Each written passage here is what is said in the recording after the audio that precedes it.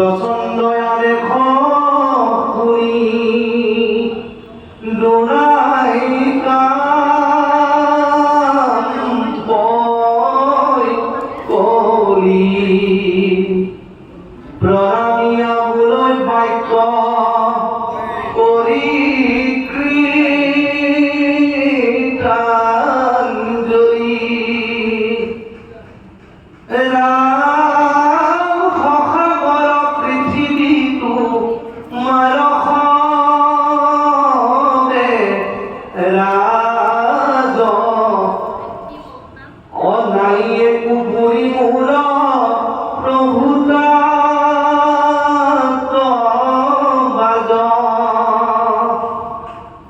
জয়কে যাই বলইতে হবে তোমারে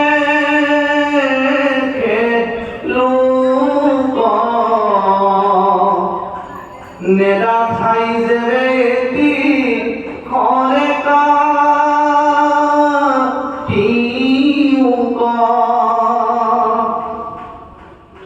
করা কৃপা দিয়া সার খাকুয়া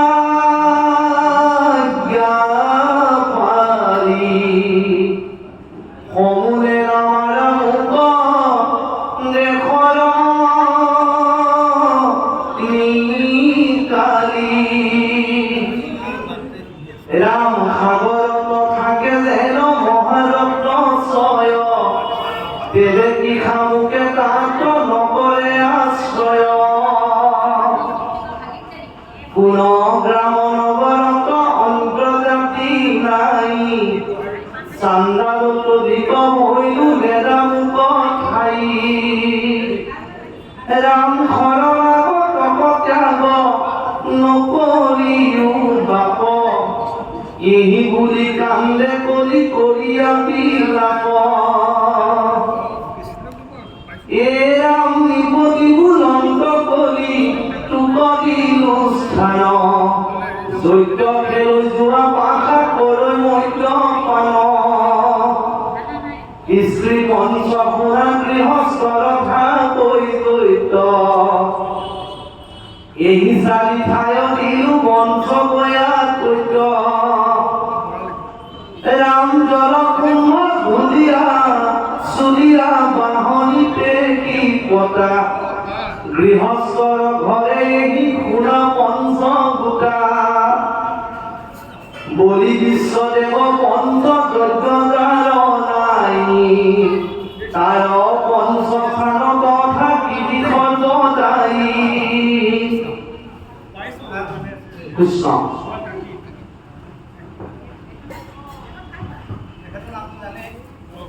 দয়া তিনি পা হে ধর্ম পরীক্ষিত রজাই কৈছে হে ধর্ম তোমার কি হল তোমার তিনিটা চরণ তিথি তপ শৌচ দয়া এই তিনিটা চরণ ভাঙি পেলালে মৰিয়াই কেৱলে আশ্ৰয় মাত্ৰ সত্য নাম ভৰি অকল সত্য নামৰ ভৰিটো থিয় হৈ আছে আৰু সেই চৰণটো কলিয়ে ভাঙিবলৈ চেষ্টা কৰিছে মাৰি ধেনু ৰূপে জানিলো এহেঁতে বহুমতি ধেনু মানে গাই গৰু পৰীক্ষিত ৰজাই চিনি পালে যে ধেনু ৰূপে তুমি যে আছা তুমি বেলেগ কোনো নোহোৱা তুমি কোন হয় ধৰিত্ৰী হয়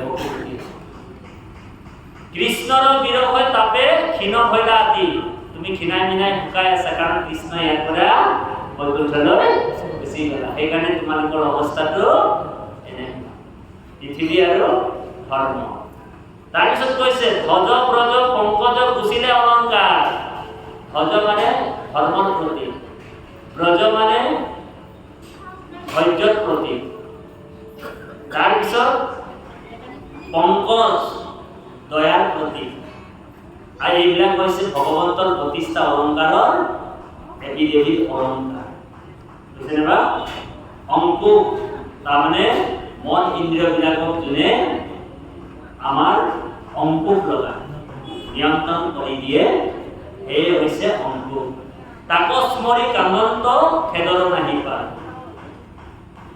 তাৰপিছত কৈছে হে মা ধৰণী শুনিও ধৰ্ম বাপ নকৰা কলিক ভয় তেজিও সন্তান মই আছো কোনে কৈছে? কলি এই ৰজা পৰীক্ষিতে কৈছে তোমালোক কলিক ভয় কৰিব নালাগে। যেতিয়া এই পৃথিৱীত ৰজা পৰীক্ষিত আছে তেতিয়ালৈকে কিন্তু তোমালোক ভয় কৰিবলগীয়া কোনো কথা নাই। তাৰপিছত কৈছে পৃথিৱী প্ৰজ্যোতি মই গুৰু আগে চাই পাপী কলি আউৰ মূৰ হাতৰ নেৰাই। গতিকে এই কাৰণে মই গোটেই পৃথিৱীখন ঘূৰি ফুৰিছো কিয় কাৰণে? যাতে তোমালোকক ৰাইজক প্ৰজাক যাতে অপকাৰ নকৰক। সেইকাৰণে মই দণ্ড ধৰি হাতত তৰোৱাল লৈ খাণ্ডা লৈ গোটেই পৃথিৱী মই ভ্ৰমণ কৰি আছো। ধৰণীক ধৰ্মক আশ্বাসী এহি বুলি ডাৱৰত আজৰি খাণ্ডা ধৰি বন্ধ ধৰি কলিয়ে তৰোৱাল তুলি লৈছে। মুহুৰ ৰাজ্যত আহি কৰ অপকাৰ। কলিক কৈছে হে কলি তই মোৰ ৰাজ্যত আহি অপকাৰ কৰিছ। তাৰপিছত কি কৈছে? জানিলো পাতকি কুৰ পট পটাই ঘা। তোমাৰ এতিয়া মৃত্যুৰ অনিবাৰ্য, তুমি মৰিব লাগিব। বুজিছেনে? হেন দেখি কলিৰ ভয়ত ধাতু যায়। ৰজা পৰীক্ষিতক চাই কলি ভয়ত ধাতু নাই, ভয়ভীত হ'ল। কাৰণ ৰজা পৰীক্ষিত কাৰ বংশত আছিল? যাৰ বংশত স্বয়ং ভগৱান কৃষ্ণ সহায়কাৰী হিচাপে আছিল। ধৰ্মৰাজ যুধিষ্ঠিৰ, অৰ্জুন, হয়নে বাৰু? সেইসকলৰ নাতি হ'ল পৰীক্ষিত। গতিকে ৰজা পৰীক্ষিতৰ চাই কিনি কলিৰ ধাতু নাই। লগে লগে দণ্ডপতে পৰি হাতে ধৰিয়া চৰণ ত্ৰাহি ত্ৰাহি বুলি টানতে পখিলা হ'ল। লগে লগে কলিয়ে কি কৰিলে? ৰজা পৰীক্ষিতৰ চৰণত শৰণে পকিলে। যেতিয়া শৰণে পকিলে আউৰ নকৰিব দ্ৰোহ দিও জীৱদান হইলুহু ভিতৰ ৰাখা মোৰ প্ৰাণ। এতেকে কাতল কৰি চৰণত ধৰি মহাত্ৰাহে তলতলি কামতে হাত ভৰি। কলিয়ে কঁপিবলৈ লাগিছে। সেইকাৰণে ভকতক দেখিলে কলিও কম্পনৰ সৃষ্টি হয়। আপোনালোকক চালে কলিও কঁপিবলৈ ধৰে। সেইকাৰণে ভকতে ভয় নকৰে নহয়। ভকতে মৃত্যুকে ভয় নকৰে। বুজিছেনে ভাল? বিঘ্নিৰ মুণ্ডত ভৰি দিয়া হৰিগুণ গায়ন আছে। বিঘ্নিৰ মুণ্ডত মানে বিঘ্নি মানে মৃত্যু। ধ্ৰুৱই মৃত্যু দেৱতাৰ মুণ্ডত ভৰি দি কিনি বিমানখনত দিছিলে বৈকুণ্ঠ যাবৰ কাৰণে। গতিকে যেতিয়া শৰণে পকিলে তেতিয়া কি হ'ল?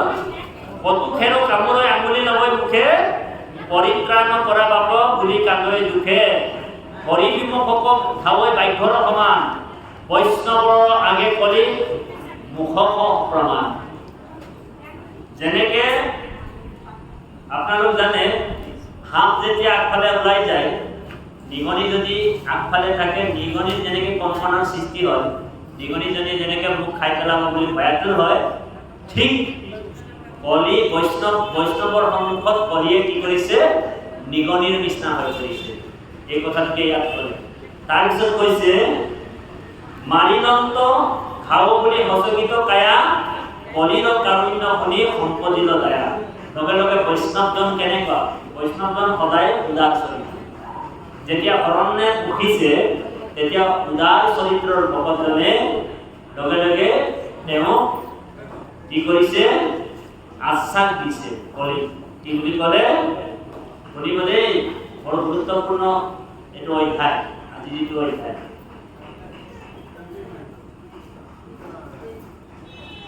মনন বুলন্দ আত আশ্ৰয় মহাগুণ ইচ্ছা মাত্ৰ উপজে কলিত যত মূল্য।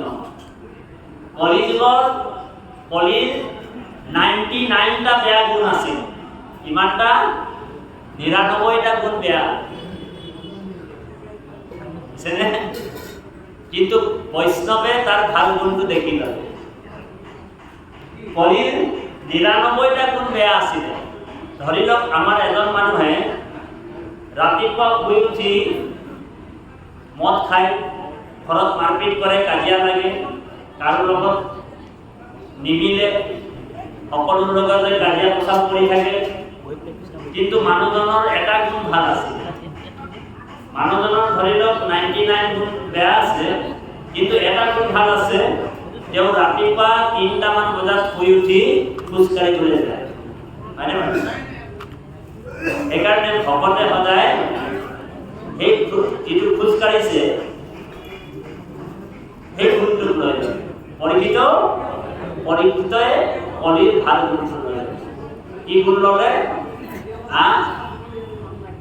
যে কলিৰ যুগত হৰিৰ নাম ল'লে কোটি কোটি জন্মৰ পুণ্য সঞ্চিত হয় আৰু অৱসংখ্যাত পাৰ হ'ব পাৰে।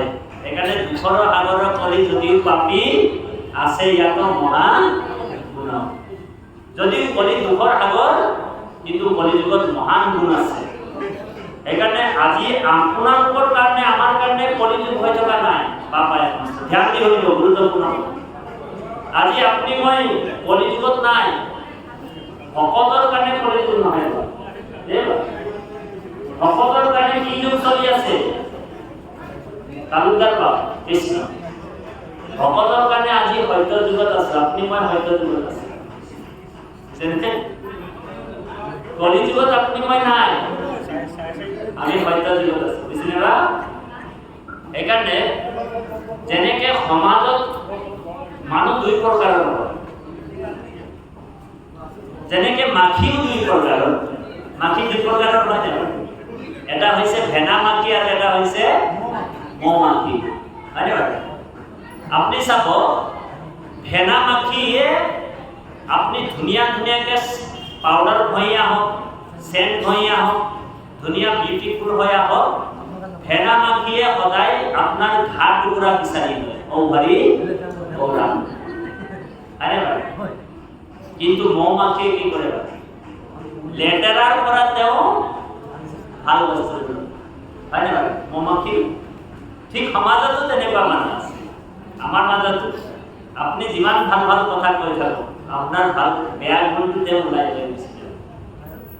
সদায় বেয়াটো চাই, কিন্তু বৈষ্ণৱৰ সেইটো গুণ থাকিব নাই। পৰীক্ষিতৰ সেই গুণটো আছিল মৌ মাখিৰ নিচিনা। তেওঁ কি কৰিলে? বেয়াৰ পৰা ভাল কৰিলে। তাৰমানে কলিযুগ একেবাৰে দুৰ্ঘট যুগ। কলিযুগৰ নিচিনা মহাপাপী যুগ নাই বুলি ক'লে। এই ৰাম পৰম দুৰ্জন কলি ৰাজচন্দ্ৰ ভাগৱত মেলিবই নোৱাৰে কলিৰ বিষয়ে যিমানখিনি কথা কৈছে উপকৰণীয়। এই ৰাম পৰম দুৰ্জন কলি পাপৰ সাগৰ। কিহৰ সাগৰ? পাপৰ সাগৰ। পাপৰ কৰন্তায়ত নাহি বোলে পাপ নকৰা মানুহ এজনো নাই, পাপ বহুত কৰি। এই ৰাম পাপৰ নষ্ট নভৈলে কৃষ্ণ যায় মতি কিমতে দৌৰিবে এইটো কলিত দুৰ্গতি। পৰম দুৰ্জন কলি পাপৰ সাগৰ। পাপ নকৰন্তা ইয়াতো নাহি একোজন। পাপ নকৰা মানুহ এজনো নাই, বোলে পাপটো হ'বই, কাৰণ কলিযুগ আছে। কলিযুগত সন্ত মহন্ত গোসাঁই লাগিলে যিয়ে হওক, এ টু জেড কলিয়ে আহি কিনি তাৰ অকণমান হ'লেও খুঁটিটো লৰাই দিব। ঔ হৰি ঔ ৰাম, হয় নে বাৰু? আজিকালি মহন্ত সন্ত নামঘৰ বিলাকতো কলি সোমাই গৈছে, সোমাইছে নে? ধৰ্মতো কলি সোমাই গৈছে, সোমাইছে নে বাৰু? আগত এটা খেল আছিল, হয় নে বাৰু? আগত এটা খেল আছিল, অলপ দিনৰ পিছত শুনিব নামঘৰত দুটা খেল ওলাই গ'ল, দুটা খেল হ'ল, হয়নে বাৰু? ভকতৰ মাজত মিল নাই। এটা খেল আছিলে, দুটা খেল হৈ গ'ল, অলপ দিনৰ পিছত 3টা খেল হৈ যাব, তাৰপিছত 4টা খেল, তাৰপিছত 8টা খেল যেতিয়া হৈ যাব, সেইকাৰণে 8 খেলীয়া নামঘৰ নাম হৈছে না। 8 খেলীয়া নামঘৰ, 8টা খেল আছে, সেইকাৰণে 8 খেলীয়া নামঘৰ। আৰু 8 খেলীয়া নামঘৰত ভকতে ভকতৰ লগত কেইদিনমানৰ আগত, আজি 6 মাহ 8 মাহৰ আগত ভকতে ভকতৰ লগত ঘুচিয়া ঘুচি হৈ গ'ল। ঔ হৰি দাগ উঠা উলিয়া উলি কৰে বুজিছেনে বোলে ভকতে ভকতক দেখিবই নোৱাৰে আমাৰ মাজতো এনেকুৱা ভকত আছে নে যেনেকে উদাহৰণ এজন যদি ভাল নামাজ চাইতে নাম গাই আছে আমাৰ তালুকদাৰ বাপে নামাজ চাইতে ভাল নামাজ চাইতে দুজন নামাজ চাইতে গোট খাই গ'ল যদি তালুকদাৰ বাপৰ নামটো যদি প্ৰস্তাৱ কৰি দিয়া হয় হাজৰিকা বাপে যদি নামাজ চাইতে হয় লাহেকে উঠি গুচি যাব চাওকচোন হয়নে বাৰু আৰু যদি কবিলা এগৰাকীক যদি বৰগীত গাবলৈ দিয়া হয় ৰহিলা এগৰাকীক যদি দিয়া নহয় ৰহিলা এগৰাকী লাহেকে উঠি গুচি যাব সেইকাৰণে কাম ক্ৰোধ লোভ মোহ দম্ভ অভিমান ঈৰ্ষা অসূয়া কুচুৰ কপট এই 16টা পৰিয়াল কলিৰ এইখিনি 16টা পৰিয়াল এইটো মনত থাকে মনৰ লগত মিক্স হৈ যায় এটা পৰিয়াল 16টা পৰিয়াল কলিযুগত পৰীক্ষিত ৰাজা 4টা জাগাত স্থান দিছে ইয়াত ক'ব আৰু যৈথম বৈৰৱ স্থিৰিয়ম আৰু মৈদম এক হৈছে জুহা না কিসি কা হুয়া জুহা মানে অসত্য জুহা বেলেগ বস্তু নহয় অসত্য বুজিছেনে জুহা বৈৰৱ মানে হিংসা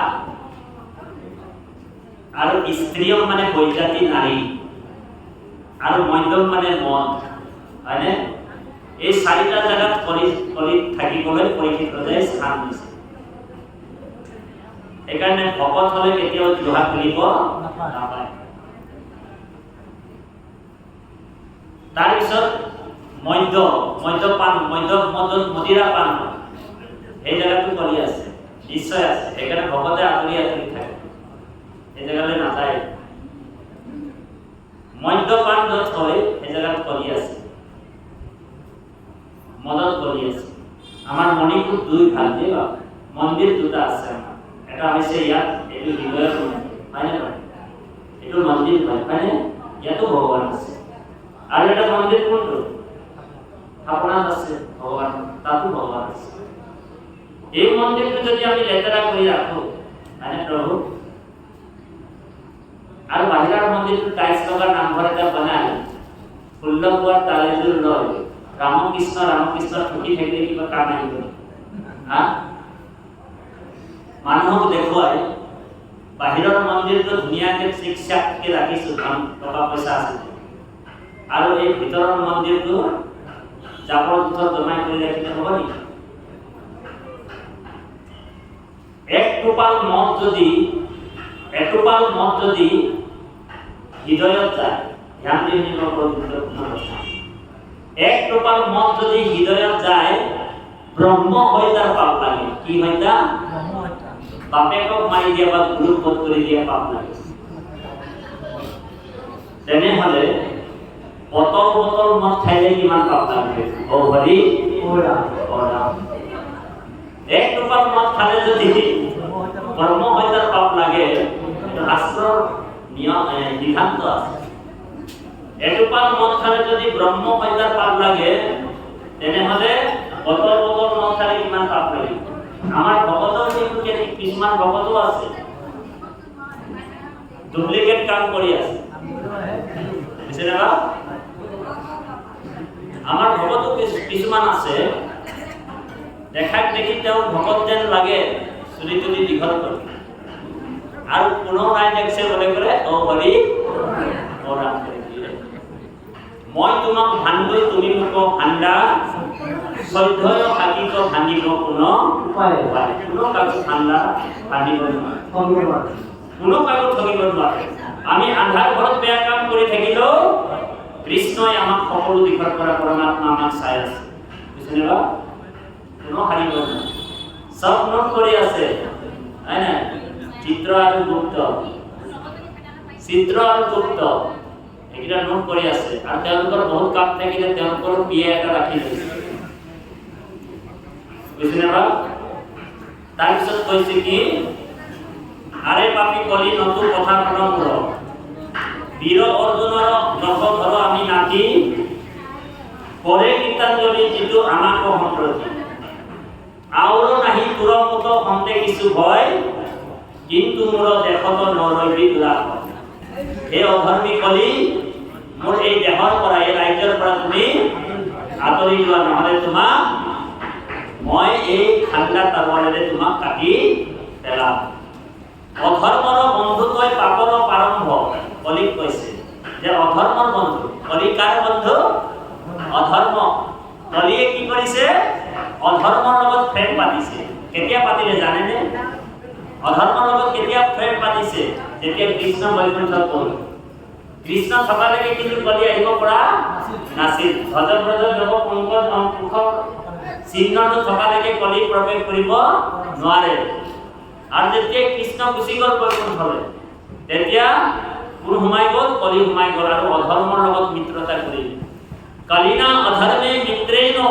বাধিতা ধৰয়ো ধুনা ये धर्म को खेदाइला बोली धर्म खेदाइ दिले अधर्मे हे भयला बोली देखा लोक भयला एकाकार पाप बाढ़े दिने दिने कृष्णर शरण बिने और आतो नाही खे निस्तार बुझिले रे कली जुगत अपनी बेलेगारो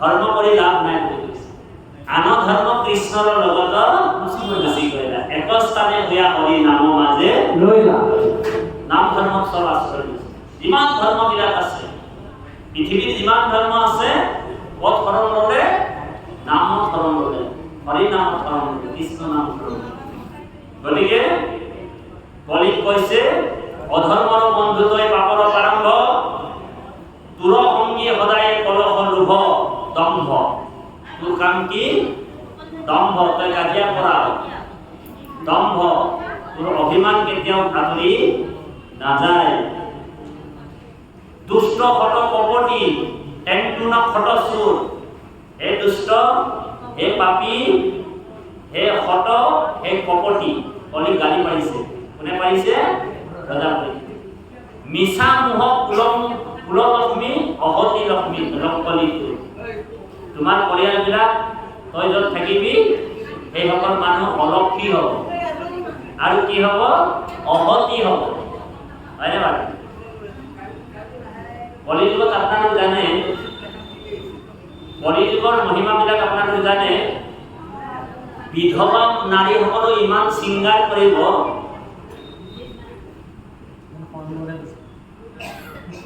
ছোৱাগনি মানে যিসকল মানে ছোৱাগনি সেইসকলো ইমান মানে শৃংগাৰ কৰে যিসকলৰ স্বামী থাকে সেইসকলো ইমান শৃংগাৰ নকৰে বিধৱা নাৰীসকলে যিমান শৃংগাৰ কৰে হয়নে বাৰু এইটো কলিযুগৰ অন্য এটা ৰূপ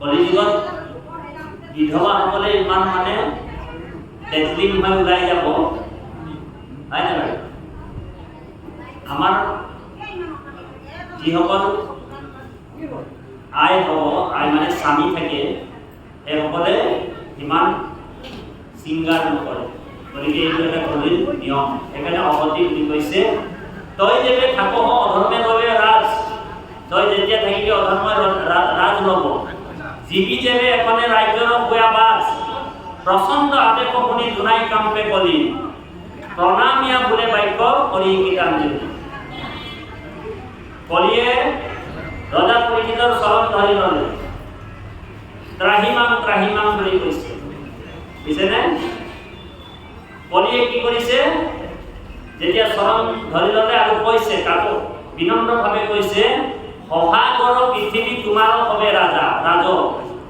নাই একো কৰি মোৰ প্ৰভু তাত বাজ কৈকে যাইবো জয়কে যাইবো তইতে হবে তোমাৰ হে লোক নেদা ঠাই যেবে এটিখনে কাটি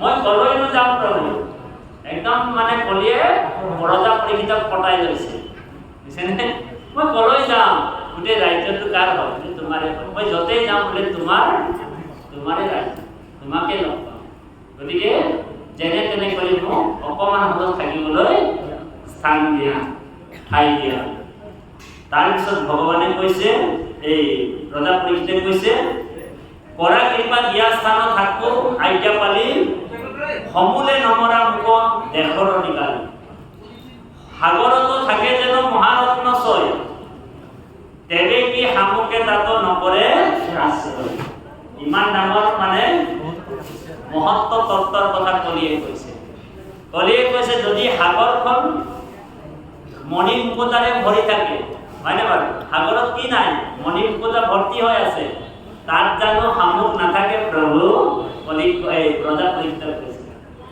হয়নে বাৰু গতিকে মই শামুক বুলি ভাবিও থাকিবলৈ অকমান স্থান দিয়া তাৰপিছত কি কৈছে ৰজা পৰীক্ষিতে এই কলিয়ে কোনো গ্ৰাম নগৰত অন্তজাতি নাই চণ্ডালো চতুৰ্থিক ভৈলো নেদা ঠুংক ঠাই শৰণাগতক ত্যাগ নকৰিও বাপ এহি বুলি কান্দে কলি কৰিয়া দিলা কলিয়ে কৈছে যে কোন নগৰত অন্তজাতি নাই চণ্ডাল নাই বুজিছেনে বা কোন নগৰত অন্তজাতি নাই চণ্ডাল নাই গতিকে কৃপা কৰি মোকো অকণমান ঠাই দিয়া বুলি কাকুতি মিনতি ৰজা পৰীক্ষিতক কৈছে তেতিয়া কি কৰিলে ৰজা পৰীক্ষিতে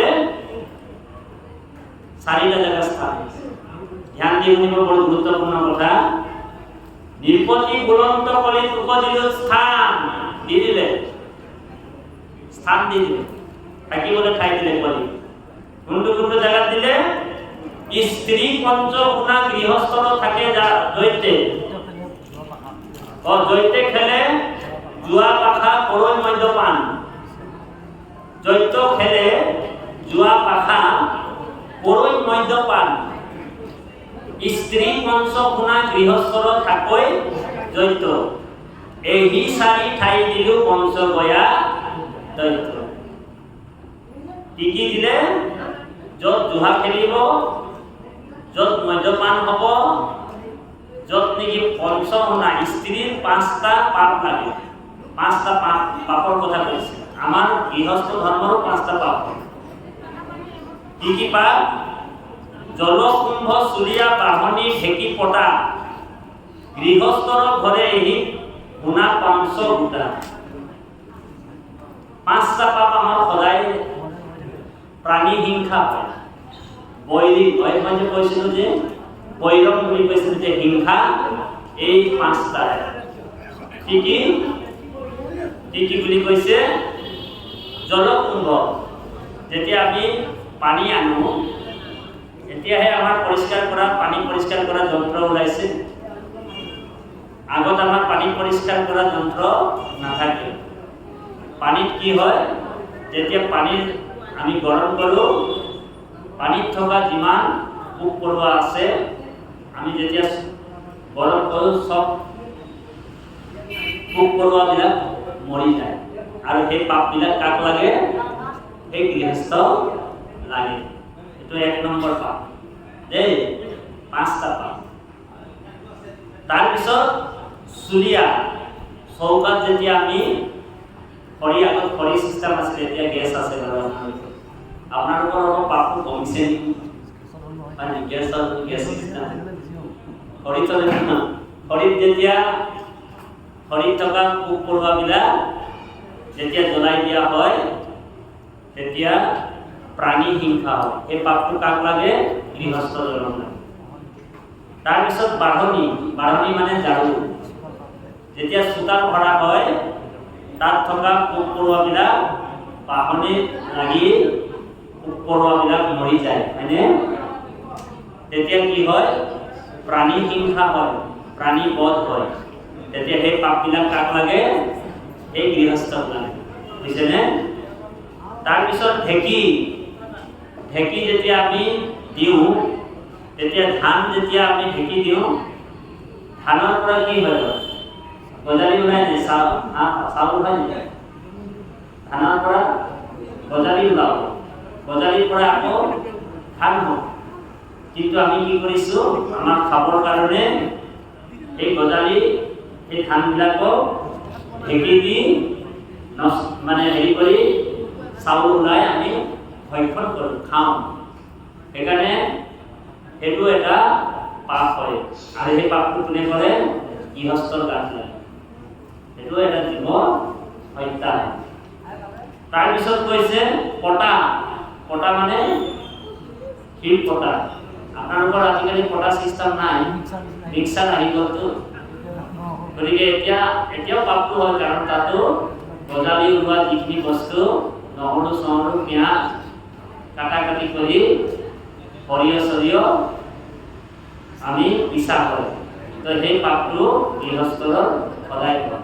আৰু এই 5টা পাপৰ কাৰণে গৃহস্থৰ ঘৰে এই গুণা 500 গোটা বলি বিশ্বদেৱ পঞ্চ যজ্ঞ যাৰ নাই তাৰো পঞ্চ স্থানত থাকিবি সৰ্বদা। আৰু এই 5টা পাপ হোৱাৰ কাৰণে মানুহে কি কৰে, কি হয় বাৰু, স্বৰ্গতো দূৰেই থক, এই বৈকুণ্ঠতো দূৰেই থক, স্বৰ্গলৈ নাযায়। এই 5টা ডেইলি মানে মানুহৰ সদায় পাপ হয়। আৰু এই 5টা পাপৰ কাৰণে 5টা যজ্ঞ যদি নকৰে তেতিয়ালৈকে কিন্তু নিস্তাৰ নাই। 5টা যজ্ঞ কি কি যজ্ঞ?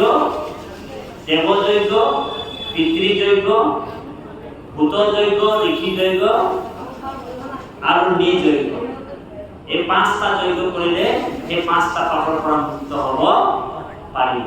এতিয়া আপোনালোক আমি কৰোঁ নাই কৰোঁ এই যজ্ঞ 5টা কৰোঁ জানো? যজ্ঞ কৰে নেকি? এই 5টা পাপৰ পৰা খণ্ডন মানে মুক্ত হ'বলৈ হ'লে 5টা যজ্ঞ কৰিব। কিন্তু আমি কৰিব লাগিব। কেনেকৈ কৰিব লাগিব? 5টা যজ্ঞ আপোনাৰ হ'ব, আমি আপোনালোকক কৈ থৈ যাওঁ। ৰাতিপুৱা যেতিয়া আপোনালোক শুই উঠিব, বিশেষ কৰি আই মাতৃ নমস্তক আমি কৈছোঁ, তেতিয়া কি কৰিব? ৰাতিপুৱা যেতিয়া সোনকালে উঠিব, গা পা ধুই কিনি গুৰু সেৱা কৰিব। সকলো ঘৰতে গুৰু গৃহ অকণমান হ'লেও থাকিব। যদি গুৰু গৃহ নাথাকে, ঈশ্বৰ উপাসনা কৰা ঘৰ যদি নাথাকে, সেই ঘৰটোক ঘৰ বুলি নকয়। ধ্যান দি বুলিব, গুৰুত্বপূৰ্ণ কথা। যাৰ ঘৰত ঈশ্বৰ সেৱা নহয়, গুৰু সেৱা নহয়, সেই ঘৰটোক ঘৰ বুলি নকয়। কি বুলি কয়? সৰ্পৰ আলয়। কি বুলি কয়? সৰ্পৰ আলয়। আলয় মানে ঘৰ। যেনেকৈ চিকিৎসালয় হয় নে বাৰু, শৌচালয়